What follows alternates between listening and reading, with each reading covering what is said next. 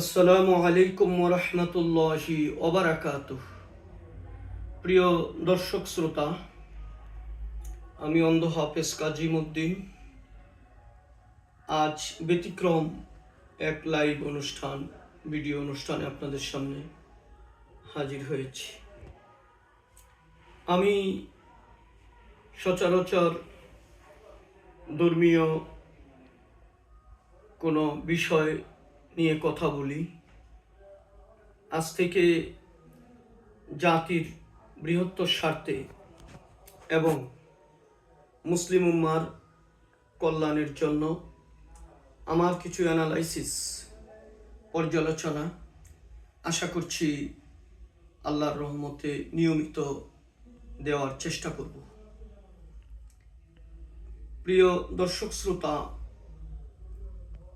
মিথ্যে প্রপাগান্ডা আজকে যেভাবে চলছে, সম্মানী লোকের সম্মান যেভাবে হরণ করা হচ্ছে,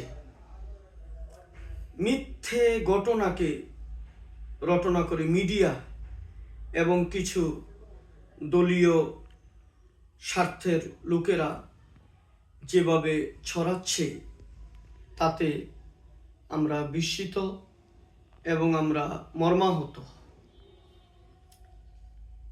5ই আগস্ট 24-এর পরে আমরা আশা করেছিলাম এদেশের রাজনীতিবিদ, আলেম ওলামা সভ্য হবে, কিন্তু সেটা দুঃখজনকভাবে সত্য হচ্ছে, সেটা হয় নাই।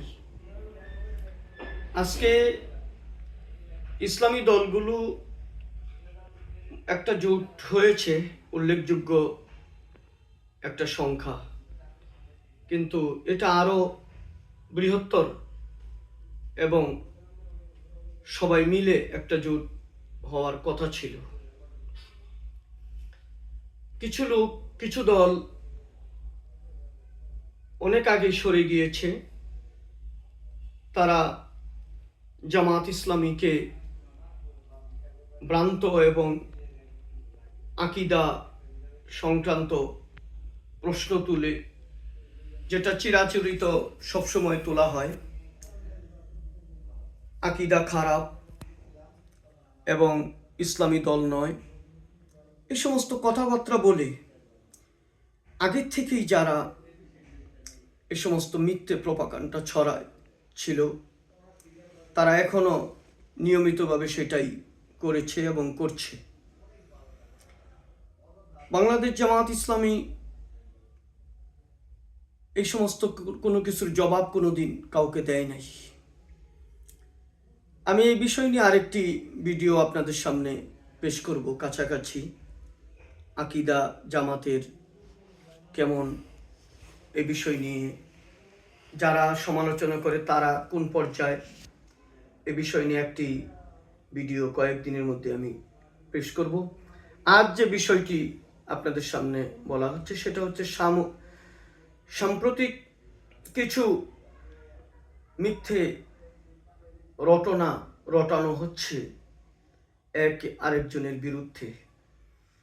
যেমন আমিরে জামাত ডাক্তার শফিকুর রহমান, উনি ফেনীতে একটা প্রোগ্রামে গিয়ে শহীদের কবর জিয়ারত করতে গিয়ে শহীদের মা তাকে জড়িয়ে ধরেছিল তার আবেগের কারণে।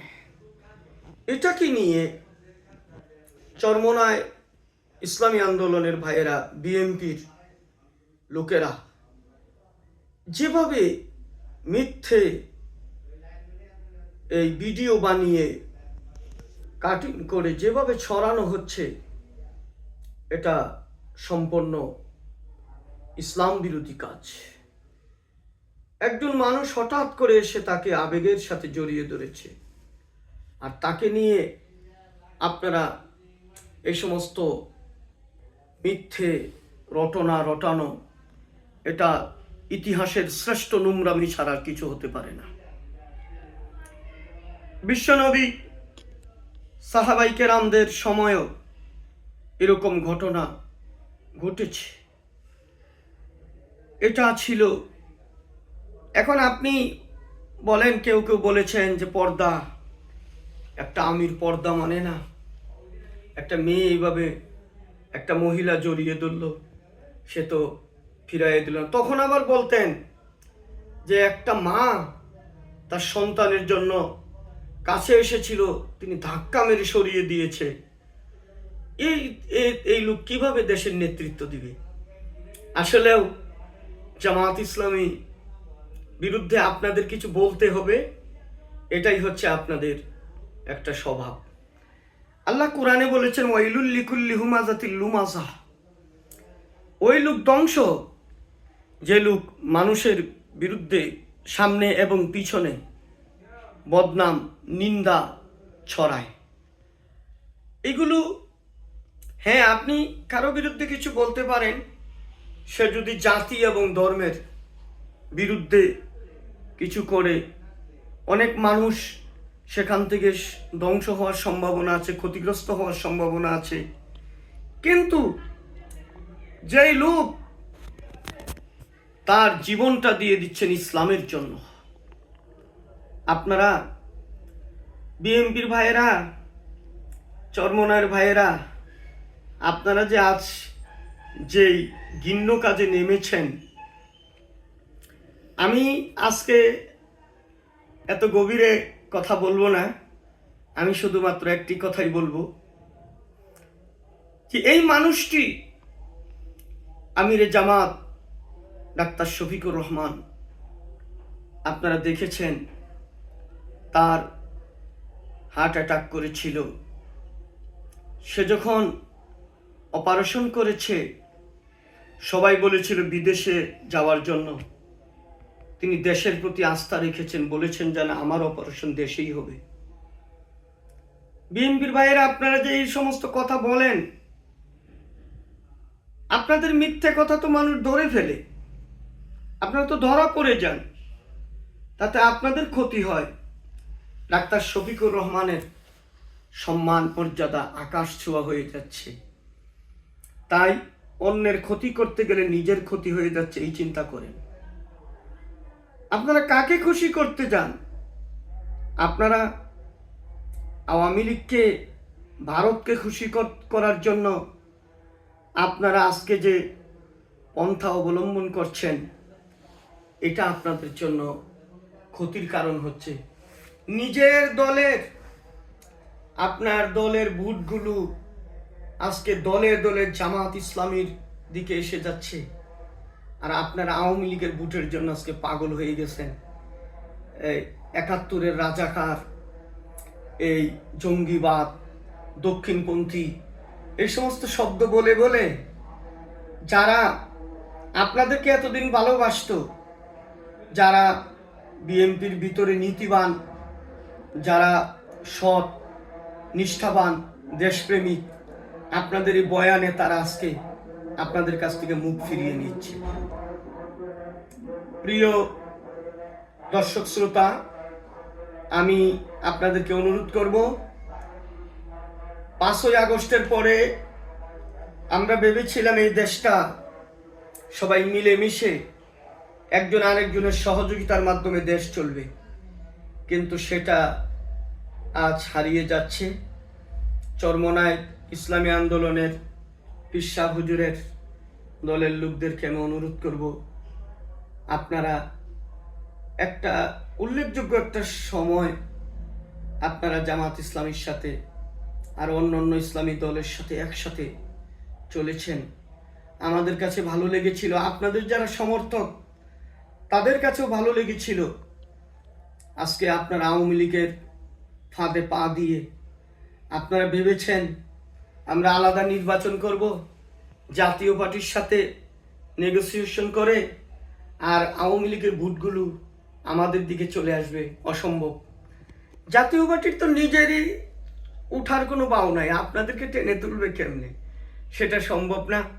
আপনারা ভুল করেছেন, তবে এই ভুলকে আমরা খারাপ কথা, খারাপ পথে নিব না। ভবিষ্যৎ আছে, আজকের ভুল থেকে শিক্ষা নিয়ে আগামী ভবিষ্যতে আপনারা এই পথে আসবেন। আগামী ভবিষ্যতে ইসলামী দলগুলো এক কাতারে একসাথে দাঁড়িয়ে যাবে, এটা আমি আশা করি। এখন একটা উল্লেখযোগ্য পরিমাণ একটা সংখ্যা আসছে, এতেও অনেকটা উপকার হয়েছে। আমি আশা করি আগামী দেশ হবে ইসলামের দেশ। প্রিয় দেশবাসী, দর্শক শ্রোতা, আপনারা মিথ্যে প্রপাগান্ডার বিরুদ্ধে আপনারা রুখে দাঁড়ান। যারা মিথ্যে রটনা রটাবে তাদের চ্যানেল, তাদের বক্তব্য আপনারা শুনবেন না। দর্শক শ্রোতা, আপনারা দেখতে পাচ্ছেন জামাত ইসলামের মহিলা কর্মীদেরকে বিএনপির পান্ডারা কিভাবে আঘাত করেছে। মহিলাদেরকে তারা হিজাব খুলে নিয়েছে, আরো বিশ্রী ভাষায়, যেটা মানুষ এইভাবে বলতে পারে না, মহিলাদেরকে বলেছে ছায়া খুলে নেওয়া হবে। ছি, এটা কি মানুষের ভাষা? আর এই সমস্ত দলের লোকদেরকে এখনো দলের পক্ষ থেকে কোনো বিচার করা হয় নাই, তাহলে বোঝা যাচ্ছে এটা দলের প্রধান নেতৃত্ব থেকে এই কথাগুলো তারা সাহস পেয়েছে বলার জন্য। আমি আর বেশি কিছু আজ বলবো না, আপনাদেরকে অনুরোধ করব, আসুন একজন আরেকজনকে শ্রদ্ধা করি, একজন আরেকজনকে ভালোবাসি, ভালোবাসা শ্রদ্ধা দিয়ে আমরা এই দেশকে জয় করি। কারো বিরুদ্ধে কিছু বলে কেউ আগাতে পারে না। আজকে আপনারা দেখেন, একটু মহিলাদের ওই যে ইসলামী ছাত্র শিবিরের একটা মিছিল থেকে একটা মহিলার গায়ে, কে জানি ইসলামী ছাত্র শিবিরের ছেলে না, ওটা অন্য একটা লোকে একটা মহিলার গায়ে একটা লাথি মেরেছিল। সারা দেশের নারী অধিকার, নারীবাদী প্রগতিবাদীরা শিবিরের ছেলেদের বিরুদ্ধে কি রটনা রটিয়েছে, এত প্রতিবাদ। আজকে নারীর কাপড় খুলে নেওয়ার মতো কথা বলার পরে নারী অধিকারের এই লোকেরা কোথায়? নারী অধিকারের তো কোনো কথা শোনা যাচ্ছে না। প্রিয় দর্শক শ্রোতা, আপনারা মনে রাখবেন, এদেশের মিডিয়া এখনো তাদের সেই নগ্নতা এখনো তারা দূর করে নাই। বিশেষ করে সময়, ৭১, ডিবিসি, এই বাংলা ভিশন, এই সমস্ত চ্যানেলগুলো আজকে কিভাবে নির্লজ্জের মতো গুলামি করে যাচ্ছে। আমি মনে করব, আমি আশা করব, এই নির্লজ্জতার থেকে মিডিয়া আপনারা নিজেদেরকে প্রত্যাহার করবেন। যার যেটা অন্যায় সেটা বলবেন, যার যেটা ন্যায় সেটা বলবেন, ভালোকে ভালো বলবেন, খারাপকে খারাপ বলবেন। তা না হলে আপনাদেরকে এই নোংরামির কারণে কঠিন মূল্য দিতে হবে। দর্শক শ্রোতা, আজ এই পর্যন্তই। ভালো থাকেন, সুস্থ থাকেন, চোখ কান খোলা রাখেন, আর প্রস্তুতি নেন আগামী নির্বাচন যাতে কোনোভাবে হাতছাড়া না হয়ে যায়। জামাত শিবিরের কর্মীদেরকে অনুরোধ করব, ইসলামী অন্য জোটের কর্মীদেরকে অনুরোধ করব, দেশপ্রেমিক জোট যারা করেছেন সমঝোতা, তাদেরকে অনুরোধ করব, ভোট পাওয়া যতটুক সহজ, রক্ষা করা তার চাইতে কঠিন। এখন ছাড় দেওয়া হলেও নির্বাচনের দিন যদি কেউ কোনো রকমের কোনো কারচুপি, কোনো কিছু চেষ্টা করে, তাকে প্রতিরোধ করতে হবে। এই প্রস্তুতি সকলকে নিতে হবে। আজ এ পর্যন্তই। ভালো থাকেন, সুস্থ থাকেন। আসসালামু আলাইকুম ওয়া রাহমাতুল্লাহি ওয়া বারাকাতুহু।